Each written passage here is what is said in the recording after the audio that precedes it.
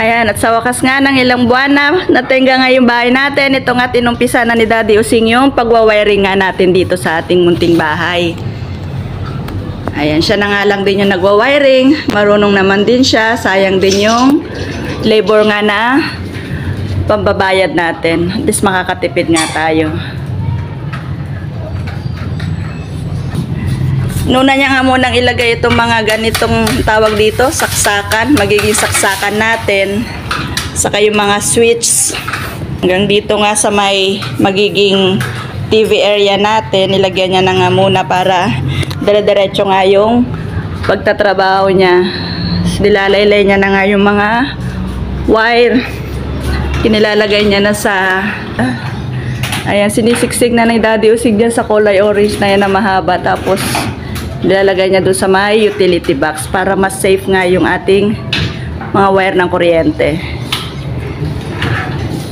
Pati nga itong magiging fuse ng ating ilaw is ito, ng kuryente, fuse ng kuryente natin. Siya na nga rin lang ang gumawa. Kasi kung kukuha pa kami dito ng electrician na gagawa, mas mapapamahal nga.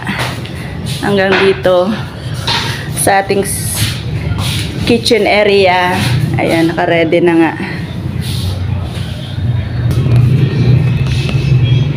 Mga 2 to 3 days pa siguro matatapos na to ni Daddy Using lahat ng pagwawiring dito. Ayan, yung DIY pala niya na hagdanan. Hindi na nga kami manghiram. Ngayon gumawa na lang din siya ng sarili niyang hagdanan. Ayan, at mas matibay pa. Ito nga yung ginawa niya is D1 na tubular.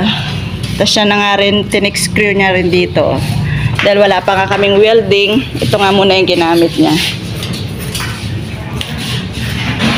Ang helper ni Daddy Using is ayan, si Dian at saka si Cheska.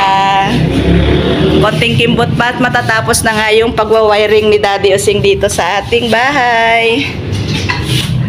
Yung mga wiring naman dito sa kwarto is mga nakaabang na lang din muna kasi hindi pa nga tapos yung ating kwarto rito. At saka yung dito sa kwarto ginagamit natin, ayan, naka-ready na rin doon.